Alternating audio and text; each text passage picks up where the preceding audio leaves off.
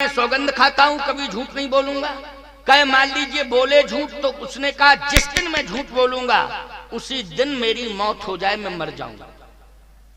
अरे हमने कहा बहुत बड़ी बात कह रहा है, लेकिन इससे पूछो ये क्या करेगी अगर झूठ बोलेगी। उसने कहा अगर तुम ये करते हो प्रतिज्ञा कि जिस दिन मैं झूठ बोलूं उसी दिन मर जाऊं, तो पत्नी बोली मैं भी प्रतिज्ञा करती हूं जिस दिन झूठ बोलूं उसी दिन विधवा हो जाऊं। पति के पहले पत्नी को मरना चाहिए, वो भाग्यवान मानी जाती है। पति के पहले जो पत्नी मर के चली जाती है, बोलो ईमानदारी से, उसको सुहागवती कहते हैं कि नहीं? तुम्हारे छत्तीसगढ़ में भी यही कहते होंगे, कहते कि नहीं? भाग्यवान मानी जाती है कि नहीं मानी जाती? और वो अपने को मरते समय उसकी श्वास अंतिम श्वास निकलती है, तो याद रखना पति का अगर दर्शन उसे हो रहा है तो अंतिम श्वास पति को देख करके प्रसन्नता में उसकी अंतिम श्वास निकल जाती है कि तुम्हारे देखते देखते मेरे प्राण जा रहे हैं, अब मेरा जीवन धन्य है, कन्फर्म है कि मेरा उद्धार हो जाएगा, मेरा उद्धार हो जाएगा। सही बताओ प्यारे, यही धर्म भी कहता है। प्रारब्धानुसार अगर कोई घटना घट जाती है तो मैं तो ये कहता हूं कि राम की मां को भी वैधव्य मिला है। कोई संसार की नारी अपने आप को ये न कहे कि मैं ही ऐसी अभागिनी हूं कि मेरे देखते देखते मेरा पति चला गया। तो मैं तो कहता हूं कैकेयी की बात छोड़ो, कौशल्या जैसी महान तपस्विनी जिसने अनंत वर्षों तक तपस्या की है, निर्गुण ब्रह्म को सगुण बना करके अपनी गोदी का लाल बना लिया है, ऐसी कौशल्या को भी वैधव्य लेना पड़ा कि नहीं लेना पड़ा? बोलो, जो ब्रह्म की मां है, जो राम की मां है, बोलो उसे भी वैधव्य लेना पड़ा कि नहीं? हमारा किसी प्रकार से ऐसा भाव नहीं है कि अगर दुर्भाग्य के कारण, किसी घटना के कारण कभी किसी परिवार में ऐसी कंडीशन आ गई हो तो वो माताएं अपने को ये सोचने लगे कि स्वामी जी भी तो इस प्रकार की बात कह रहे थे कि उससे बड़ा दुर्भाग्यशाली संसार में कोई होता नहीं है जिसको पति छोड़ करके चला जाए। अरे मैं क्या कह रहा हूं, जिसको पति छोड़ के चला जाता है वह पत्नी स्वयं कहती है कि मेरे समान संसार में कोई अभागी नहीं है। बोलो कहती है कि नहीं कहती है? मेरे समान संसार में कोई अभागी नहीं है, मेरे समान संसार में कोई दुर्भाग्यशाली नहीं है, ये तो स्वयं वो ही कहती है प्यारे। लेकिन सत्य तो ये है कि दोनों में से अगर ये कंडीशन आ जाए, मान लीजिए धर्म संकट की बात बता रहा हूं, पति पत्नी दोनों हों और मौत आए और मौत कहे एक को ले जाएंगे एक को छोड़ जाएंगे, दोनों में से हम आए हैं लेने के लिए, लेकिन एक पति पत्नी के बीच में मौत खड़ी है, समझ लेना, हम उदाहरण दे रहे हैं, समझ लेना, बस समझो समझो, नहीं समझो तो अपने घर चले जाना, क्या दिक्कत है, हमको तो बताना है, समझाना है। पति पत्नी के बीच में मौत खड़ी हो, मौत, और वो मौत कहे कि हम खड़े तो दोनों के बीच में हैं, लेकिन पति पत्नी में से एक को ले जाएंगे, अब आपस में निर्णय कर लो कि कौन जाने को तैयार, कौन जाने को तैयार। तो बोलो सबसे पहले पत्नी को कहना चाहिए कि नहीं, पति को छोड़ दो मैं जा रही हूं, हमारी समझ में। अब वो बात अलग है, क्या कहती क्या नहीं कहती उसके मूड पर है नहीं, लेकिन सही बात तो यह है कि पत्नी को यह कहना चाहिए मौत से कि मौत मेरे पति को हाथ मत लगाना, मैं जाने को तैयार हूं, मुझे ले चल। बोलो ललकार के कहना चाहिए कि नहीं कहना चाहिए? और पत्नी कहीं ये कहे तो संदेह पाया जाएगा, नहीं संदेह पाया जाएगा कि नहीं पाया जाएगा, इस प्रकार की भाषा बोले। एक बार मेरे सामने एक व्यक्ति रोता हुआ आया, बोले महाराज महाराज महाराज महाराज। हमने क्या बात है? बोलो पत्नी को समझा दो मेरी, नहीं तो मैं आत्महत्या कर लूंगा। हमने कहा अरे ये तो बहुत खतरनाक बात है। उसकी पत्नी भी पीछे से आई, मैंने कहा कि पति अगर आत्महत्या करेगा तो पाप तुझे लगेगा कि नहीं, और तू विधवा हो जाएगी, तेरा जीवन बेकार है। ऐसी परिस्थिति पति के सामने क्यों पैदा कर रही है कि ये आत्महत्या करने को तैयार है? बात क्या है? मैंने उससे पूछा पति से, मैंने कहा क्या बात है, मरने के लिए तू तैयार है, बात क्या है? उसने कहा महाराज जी सही बात बता दूं, शाम को हम दुकान से आते हैं व्यापार करके और खोपड़ी खराब करती है। तो हमने कहा क्या खोपड़ी खराब करती है, पैसा वैसा मांगती होगी, कितना कमा ले आके? ये नहीं, ये कहती है कि तुम झूठ बोल के धंधा मत करो, झूठ बोल के धंधा मत करो। हमने कहा बात तो सही कहती है भाई, अगर ये पत्नी कहती है कि झूठ का धंधा मत करो, झूठ का धंधा मत करो, झूठ का, तो बात तो सही कह रही है। अब ऐसे में बोलो हम किसका पक्ष लें? ये कहें कि झूठ बोल तू इसका समर्थन कर, ऐसा तो हम कह नहीं सकते, क्योंकि सत्य और असत्य की व्याख्या चल रही है ना इस मंच पर। किसकी व्याख्या हो रही है? सत्य और असत्य की। तो कई रोज खोपड़ी खराब करती है कि झूठ का धंधा मत करो, झूठ का धंधा मत करो, झूठ क्यों बोलते हो? हमने कहा बात तो सही है। तो उसने कहा स्वामी जी हम अकारण में झूठ नहीं बोलते हैं, धंधे में कोई कारण आ जाता है तो झूठ का आधार ले लेते हैं, कोई कारण आ जाता है तो आधार ले लेते हैं। यदि ये यही चाहती है तो धंधा चौपट हो जाए, आज के बाद हम झूठ बोलेंगे ही नहीं, आज के बाद नहीं, धंधा चौपट हो जाए। अगर ये पीछे ही पड़ी है, हम तो बाल बच्चों के लिए कर रहे थे, अगर इसको ऐसा ही लगता है तो धंधा भले ही चौपट हो जाए, लेकिन हम बिल्कुल नहीं बोलेंगे झूठ। लेकिन स्वामी जी इससे भी कह दो ये भी झूठ ना बोले।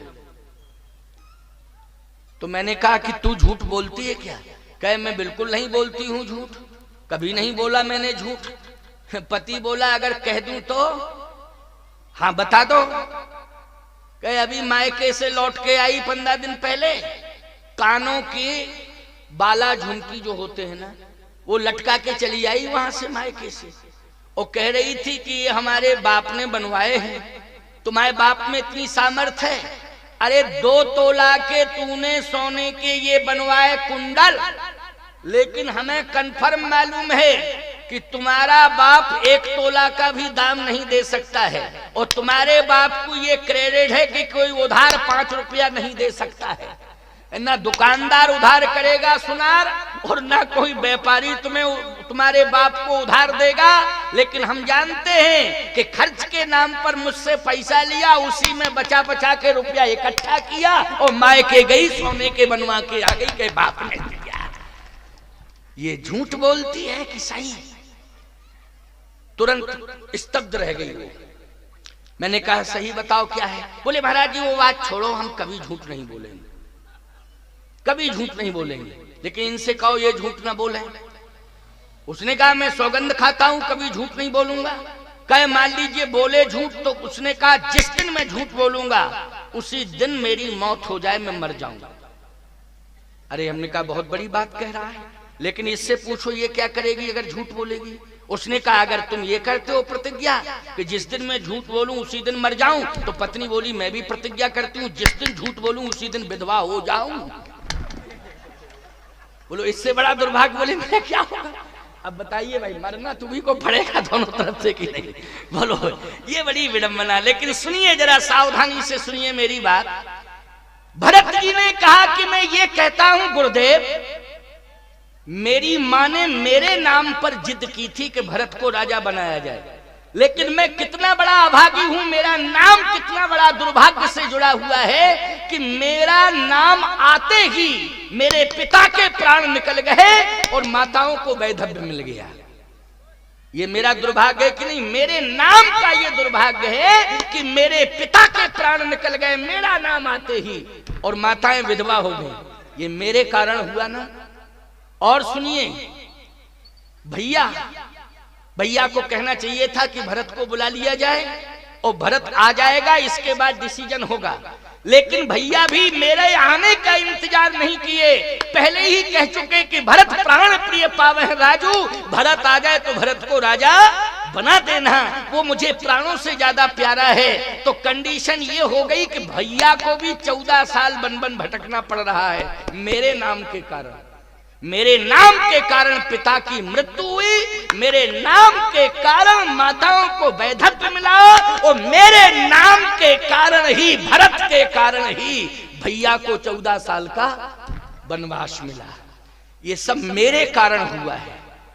मैं ऐसे राज्य को स्वीकार करूं जिस राज्य ने, जिस धन ने इतनी बड़ी विडंबना पैदा कर दी हो, और ये अभागा भरत जिसके नाम से इतनी बड़ी क्षति हुई हो और फिर भी उसको राज्य दिया जाए, इससे बड़ा दुर्भाग्य और क्या हो सकता है? इससे बड़ी विडंबना और कोई दूसरी नहीं हो सकती है। लेकिन गुरुदेव एक बात सुन लीजिए, आप बार बार मेरे नाम को आगे ला रहे हैं और सिंहासन पर बिठाने की बात कर रहे हैं। तो हमें चिंता इस बात की है कि पिताजी को तो मृत्यु मिल गई और माताओं को वैधव्य मिल गया, भैया को 14 साल का वनवास मिला मेरे कारण, और आप भी मेरा नाम बार बार ले रहे हैं, तो आपका क्या होगा? हमें चिंता आपकी, आपका क्या होगा? इसलिए आप अपने अस्तित्व को बचाइए। मोहराज हठ दई हो जबही,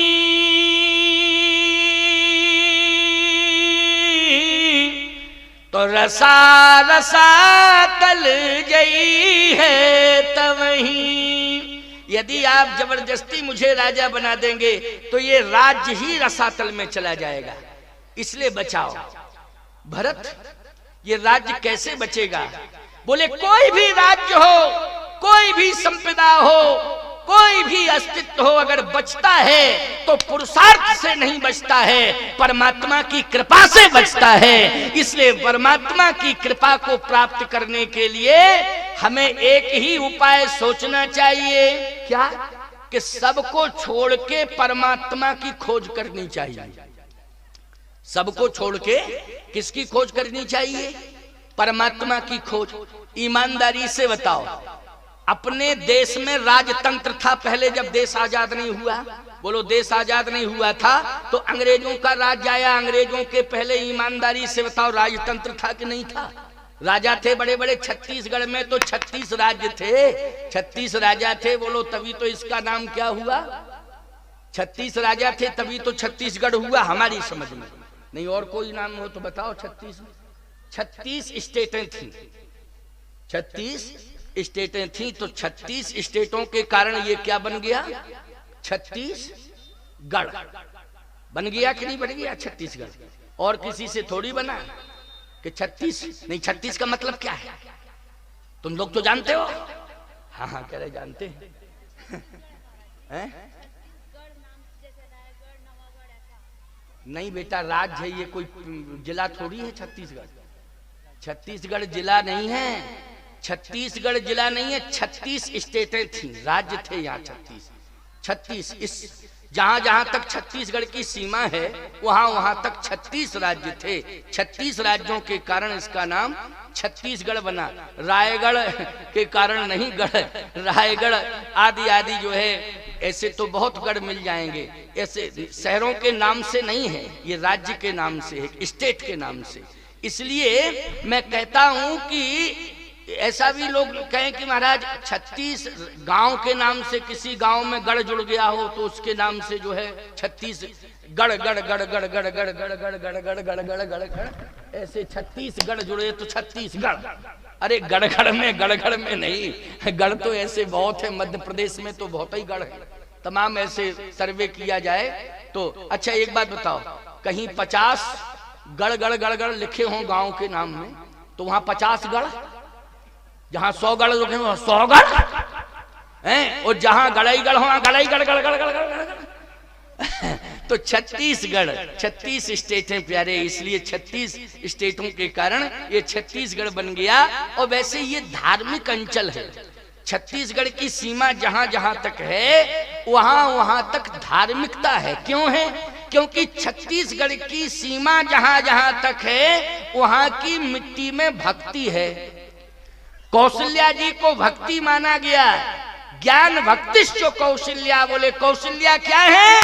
बोले साक्षात भक्ति है। और छत्तीसगढ़ की सीमा जहां जहां तक है वहां की मिट्टी में भक्ति समाई हुई है। इसलिए उस भक्ति ने ही, इतनी बड़ी भक्ति में शक्ति थी कि महारानी कौशल्या का प्रादुर्भाव हो गया है। और ऐसा प्रादुर्भाव हुआ है कि कौशल्या जी यहाँ की भक्ति लेके यहाँ की भक्ति की शक्ति से पहुंच गई कहाँ? अयोध्या। कहाँ पहुंच गई? अयोध्या। और अयोध्या में इतनी ताकत आई, यहाँ की मिट्टी की भक्ति में इतनी ताकत आई कि ना तो सुमित्रा राम जी को उतार पाई, ना कैकेयी राम जी को उतार पाई। इस धरती पर यदि उतारा है तो कौशल्या माँ ने उतारा है। ब्रह्म को बालक बना करके इस धरती पर कौशल्या माँ ने। बोलो भाई, ये छत्तीसगढ़ की मिट्टी की ताकत है। किसकी ताकत है? छत्तीसगढ़ की मिट्टी की ताकत है। तो आइए सुनिए, भरत जी ने कहा कि हमें राज नहीं चाहिए, धन नहीं चाहिए, क्या चाहिए? बोले आपन दारुण दीनता सवे कहो सिर नाए, ओ देखे बिन रघुनाथ पद जिय की जरनी न जाए। देखे बिन रघुनाथ पद जिय की जरनी न जाए। जब तक राम पद नहीं देख लूंगा तब तक हमारे हृदय की वेदना समाप्त नहीं होगी। ये संसार के जितने भी सुख संसाधन हैं, ये सुविधाएं जितनी भी हैं संसार की, ये राम भक्ति में बाधक हैं। क्या है? राम भक्ति में बाधक हैं। एक बात मैं कहना चाहता हूं, सुविधाएं तो अपने आप मिल जाएंगी अगर सिद्धांत तुम्हारे साथ हो। बोलो भाई। और यदि सिद्धांत चला गया तो सुविधाएं जितनी भी होंगी धीरे धीरे सब चली जाएंगी। बोलो चली जाएंगी। सिद्धांतहीनता के कारण रावण का साम्राज्य चला गया कि नहीं चला गया?